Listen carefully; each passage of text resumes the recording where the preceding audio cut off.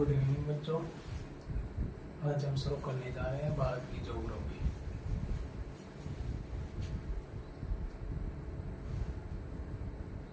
भारत की स्थिति एवं विस्तार। किसके बारे में? भारत की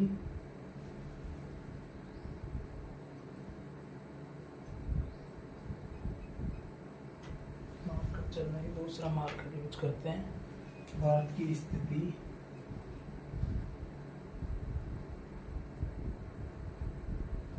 एवं विस्तार।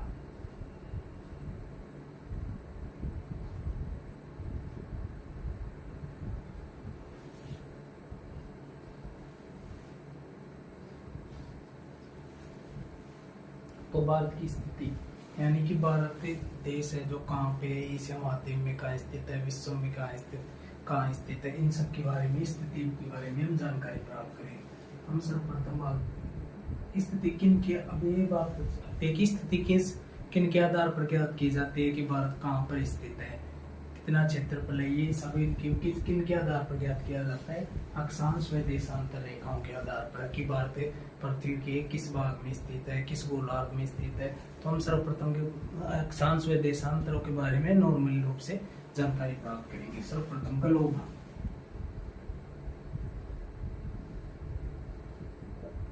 बात करते हैं ग्लोब। ग्लोब क्या है? आपने छोटी कक्षाओं में कई बार स्कूल में देखा होगा। ग्लोब क्या है? पृथ्वी का लघुत्तम रूप। ग्लोब क्या है? पृथ्वी का लघुत्तम रूप। पृथ्वी का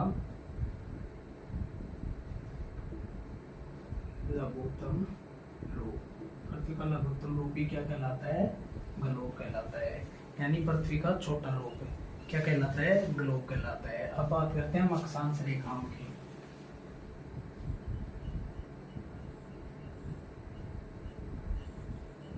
अक्षांश रेखाएं क्या होती हैं, देशांतर रेखाएं क्या होती हैं, इन सबकी बात करते हैं। जैसे ये ग्लोब है, ये क्या है? ग्लोब हो गया। अब ये बात करते हैं, जैसे ग्लोब पर ये हो गया उत्तर, ये हो गया दक्षिण, और ये हो गया पूर्व, और ये क्या हो गया? पश्चिम। अब बात आती है ग्लोब पर स्थित, जैसे ये रेखाएं,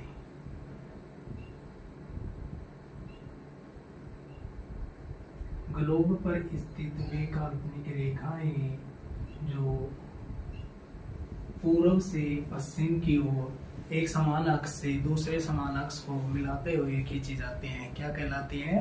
अक्षांश रेखा। ये सब क्या है? अक्षांश रेखा। इन्होंने किस नाम से है? लेटी हुई या पड़ी रेखा है। वैसे याद नहीं रहे क्या है? जो लेटी हुई हो, ऐसे पड़ी हुई हो, वो रेखा क्या कहलाती है? अक्षांश रेखा।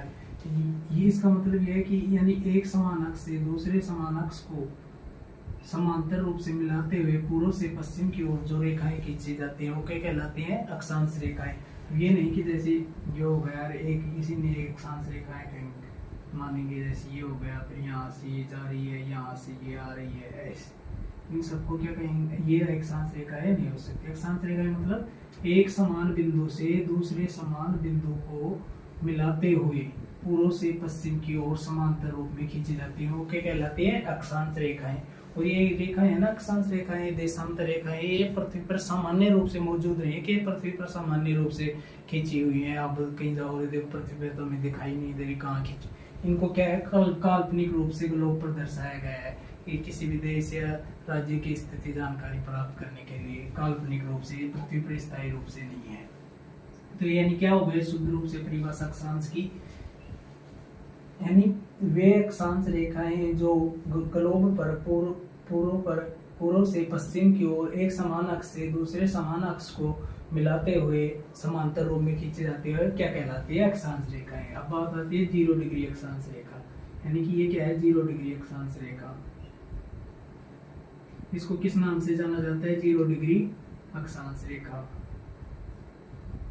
अक्षांश रेखा या भूमध्य रेखा।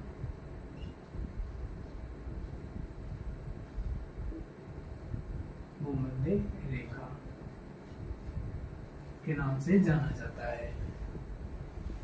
अब आपको यहाँ से क्वेश्चन पुट अप होता है क्या है कि पृथ्वी को दो समान भागों में विभाजित करने वाली, पृथ्वी को दो समान भागों में उत्तरी गोलार्ध दक्षिणी गोलार्ध में विभाजित करने वाली रेखा है। तो क्या आएगा, 0 डिग्री अक्षांश रेखा या भूमध्य रेखा। ये है ना, पृथ्वी को दो समान, मुख्य रूप से दो समान भागों में विभाजित करते हैं, यानी ये कौन सा भाग हो गया, उत्तरी गोलार्ध भाग हो गया। ये कौन सा हो गया, उत्तरी गोलार्ध।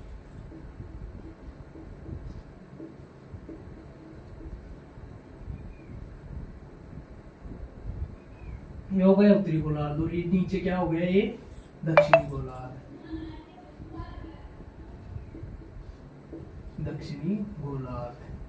0 डिग्री अक्षांश रेखा है वो मध्य रेखा पृथ्वी को दो भागों में, समान भागों में बांटती क्या है, उत्तरी गोलार्ध और दक्षिणी गोलार्ध। अब बात आती है ये 0 डिग्री अक्षांश रेखा हो गई। अब यहाँ पे कौन सी हो, जैसे ये प्रत्येक रेखा है ना 1-1 सेमी के आधार पर खींची गई है ग्लोब पर काल्पनिक रूप से, जैसे 1 सेमी फिर 1 सेमी फिर 1 सेमी, नीचे भी उसी तरह। तो यहाँ ये 0 फिर 1 2 3, ये 23.5 डिग्री, ये 23.5 डिग्री कौन सी हो गई, कर्क रेखा, ट्रॉपिक ऑफ कैंसर, कर्क रेखा। और ये नीचे 23.5 डिग्री कौन सी रेखा हो गई, 23.5 डिग्री भूमध्य रेखा, भूमध्य नहीं मकर रेखा, सॉरी मकर रेखा। अब बात आती है यहाँ से आगे चले, फिर यहाँ पे ये क्या हो गया, 66.5 डिग्री आर्कटिक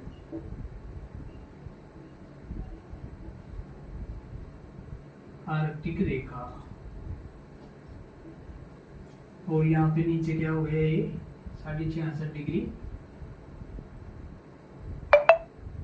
66.5 डिग्री अंटार्कटिक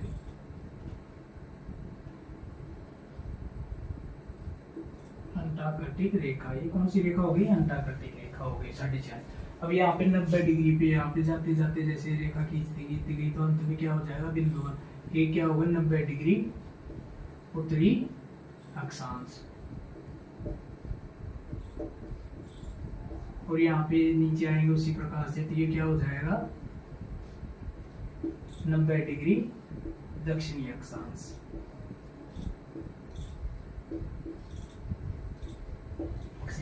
अब ये हो गई।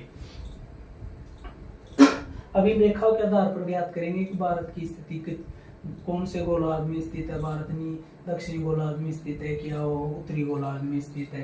तो ये तो हो गए, यहाँ से क्वेश्चन उठक हो जाते हैं। जैसे 0 डिग्री पृथ्वी को समान दो भागों में, उत्तरी गोलार्ध दक्षिणी गोलार्ध में, पृथ्वी को दो समान भागों में कौन सी रेखा विभाजित करती है, और 0 डिग्री अक्षांश रेखा या भूमध्य रेखा। 23.5 डिग्री पे कौन सी है, कर्क रेखा। अब इनके बारे में बात करेंगे कि 0 डिग्री से 23.5 डिग्री के बीच में उष्ण कटिबंध आता है, 0 डिग्री से 23.5 डिग्री मकर रेखा के बीच में उष्ण कटिबंध आता है। 23.5 डिग्री से 66.5 डिग्री यानी कर्क रेखा से आर्कटिक रेखा तक का शीतोष्ण कटिबंध में आता है। और फिर 66.5 डिग्री आर्कटिक रेखा से 90 डिग्री उत्तरी अक्षांश तक क्या क्या आता है, शीत कटिबंध। इसी प्रकार से नीचे हो जाएगा। ये तो हो गई अपनी अक्षांश रेखाएं। अब बात करते हैं अक्षांश रेखा समय स्थिति का पता चलता है। बात करते हैं हम देशांतर। अभी यहाँ पे ये रहता है कुल अक्षांश रेखाएं। यदि आपको ये पूछे ग्लोब पर कुल कितनी अक्षांश रेखाएं हैं, तो आपका उत्तर क्या होगा, यानी कि कुल अक्षांश रेखाएं पूछे ग्लोब पर तो क्या हो जाएगा, कुल अक्षांश रेखा। कुल अक्षांश रेखा कितनी होंगी, आप कमेंट में जरूर बताना कुल अक्षांश रेखाएं कितनी होंगी और कुल अक्षांश कितने होंगे, कुल अक्षांश कितने होंगे। यानी कुल अक्षांश जैसे 0 डिग्री से ऊपर गए तो क्या हो गया 90, 0 डिग्री से दक्षिण में आए तो क्या हो गया 90, तो 90 प्लस 90 कितने हो गए, बराबर में 180। अब यहाँ पे क्वेश्चन कई बार क्या है कि गलती हो जाती है। अब ये मान लो इसने ये पूछ लिया क्वेश्चन में कुल कितने अक्षांश है, तब तो क्या आएगा, कुल अक्षांश पूछे तब क्या अक्षांश रेखाएं वैसे पूछे तो क्या है, अनगिनित है पृथ्वी पर, इनकी कोई गिनती नहीं निश्चित रूप से। और ग्लोब पर क्या है कि 1 सेमी के आधार पर हमने बांट के खींचा है, यानी 1 सेमी 1 सेमी 1 सेमी 1 सेमी के नीचे उसी प्रकार से तो ग्लोब पर वह इस बेस क्वेश्चन सीधा पुटअप हो, कुल अक्षांश रेखाएं कितनी है तो अनगिनत है पृथ्वी पर ही। और जैसे पूछे कुल अक्षांश रेखाएं ग्लोब पर कितनी है कि 1 सेमी के आधार पर, तो आंसर आएगा अपना 180। और ये पूछ रहे कि कुल अक्षांश कितने हैं, कुल अक्षांश कितने हैं, तो यानी 180 माइनस 2 यानी 179। जैसे देखो ये अक्षांश रेखा में थोड़ी गिनती आएगी इनकी, कुल अक्षांश रेखाएं तो हो जाएंगी अपनी, सॉरी कुल अक्षांश रेखाएं तो हो जाएंगी अपनी 180, और कुल अक्षांश पूछे तो क्या होगा 180 माइनस 2 यानी बराबर 179। क्योंकि ये तो है ना कुल अक्षांश में आप पूछेगा ना तब बताएंगे, यहाँ ये भी अक्षांश है, ये भी अक्षांश है, ये भी अक्षांश है, ये अक्षांश यहाँ पे बिंदी बन जाती है तो इनको रेखा के रूप में थोड़ी गिना जाएगा। तो इसलिए कुल अक्षांश रेखाएं पूछेगा तो क्या हो जाएंगी 180, और कुल अक्षांश पूछेगा तो क्या होगा 179। सॉरी मिस्टेक हो गया, लेकिन ये कुल अक्षांश रेखाएं पूछेगा तब तो होंगी 180 और 179, और कुल अक्षांश पूछेगा तब होगी 180। अब बात समझ में आ गई। अब बात करते हैं अपन देशांतर रेखाओं की। किसकी बात करते हैं हम, देशांतर रेखाओं की। ये हो गई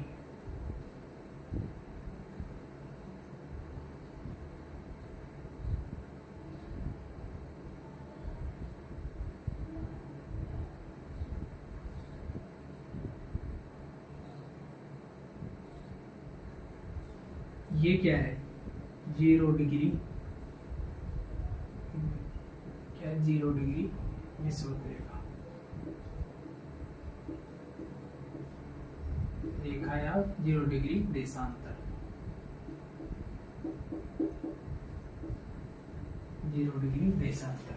अब बात यहाँ पे आती है 0 डिग्री देशांतर, यानी पृथ्वी को दो समान हो, यानी पूर्वी और उत्तरी पश्चिमी गोलार्ध में कौन सी 0 डिग्री विषुवत रेखा, ये कौन सा गोलार्ध हो गया पूर्वी गोलार्ध, और ये कौन सा हो गया पश्चिमी गोलार्ध। यानी 0 डिग्री विषुवत रेखा किस साइड से, मतलब पूर्वी गोलार्ध, इस साइड में पश्चिमी गोलार्ध, पश्चिमी गोलार्ध। अब यहाँ से 0 डिग्री से रेखाएं कितनी है इस साइड में पूर्वी गोलार्ध में 180, कितनी है 180 देशांतर रेखा, इस साइड में कितनी है 180 देशांतर रेखाएं। अब आपको कुल अक्षांश, कुल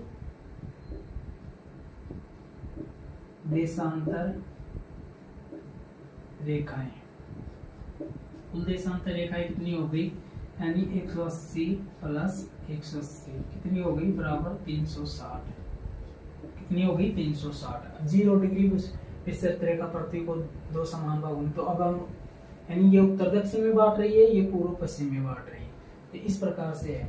और अब याद करते हैं हम, जैसे कि यहाँ पे 0 डिग्री हो गई है।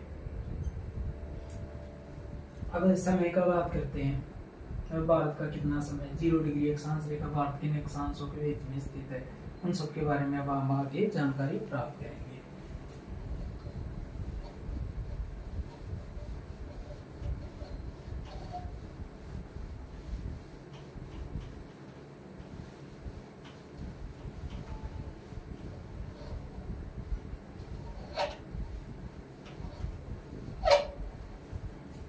बात आती है, जैसे ये ग्लोब है, ग्लोब नहीं, ये मानचित्र है किसका,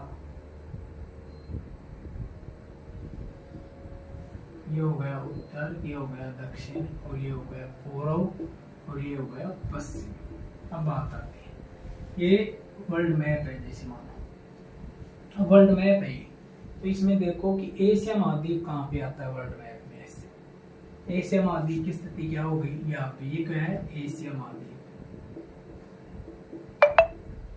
एशिया महाद्वीप,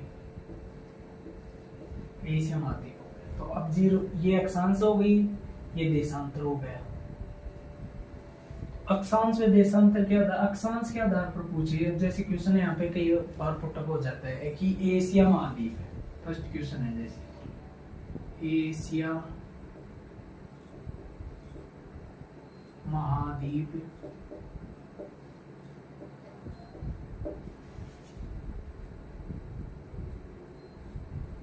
किस एशिया महाद्वीप अक्षांश के आधार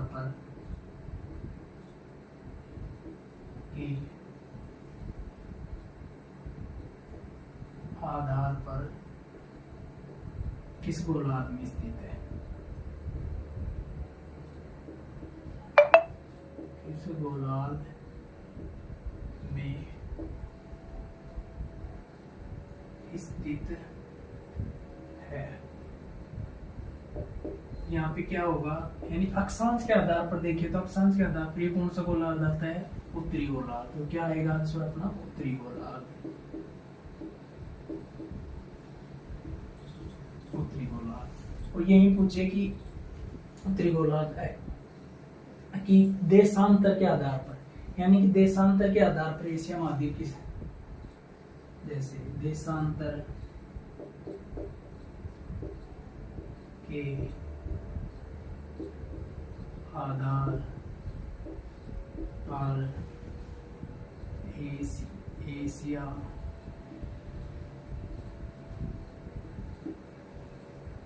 किस गोलार्ध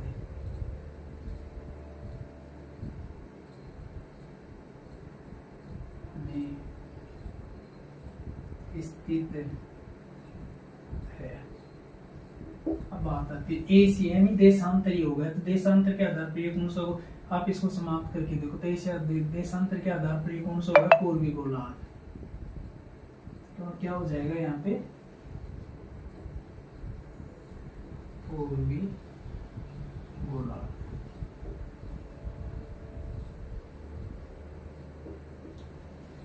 पूर्वी गोलार्ध हो गया।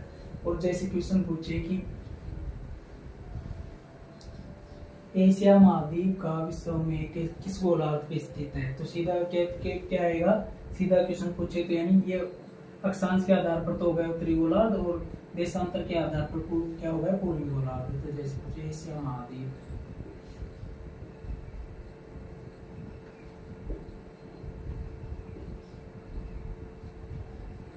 किस गोलार्ध में स्थित है?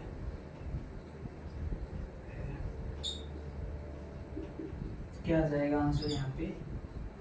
3 पूर्वी गोलार्ध। इसी प्रकार से हम एशिया महाद्वीप में भारत की स्थिति ज्ञात करेंगे कि भारत में एशिया महाद्वीप क्या स्थिति। कितने क्वेश्चन हो गए? 3 क्वेश्चन हो गए। यहाँ पे 3 क्वेश्चन बनते हैं एग्जैक्टली। जैसे लैब नेट जेआरएफ की देख लो, फर्स्ट ग्रेड की देख लो, ज्योग्राफी संबंधी वैसे कोई कंपटीशन देख लो। तो यहाँ पे क्या है? एशिया महाद्वीप अक्षांश के आधार पर किस गोलार्ध में स्थित है? तो क्या आएगा? नहीं, आप इसको हटा दो, ये हो गया, जैसे ये हो गया अक्षांश। इस आधार पे पूछे ना, जैसे क्वेश्चन में अक्षांश बोल दे, क्या आएगा? उत्तरी गोलार्ध। और जैसे देशांतर के आधार पर एशिया महाद्वीप किस गोलार्ध में स्थित है, यानी इसको हटाओ, ये देशांतर हो गया। इसके आधार पर कौन से गोलार्ध में स्थित है? पूर्वी गोलार्ध में। कौन से गोलार्ध में स्थित है? तो पूर्वी गोलार्ध। और जैसे मिक्सर करके पूछे कि एशिया महाद्वीप किस गोलार्ध में स्थित है?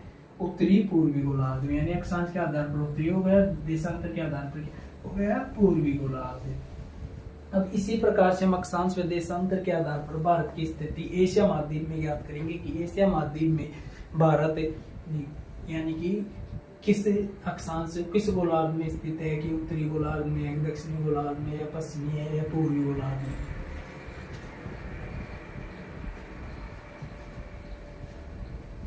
ये तो क्या है? एशिया महाद्वीप की बताई गई है विश्व में कि एशिया महाद्वीप विश्व में किस गोलार्ध पर स्थित है। जैसे ये हो गया, क्या हो गया अपना एशिया महाद्वीप का मैप हो गया है, एशिया महाद्वीप का मैप हो गया। ये वही हो गई उत्तर, दक्षिण, पूर्व, पश्चिम।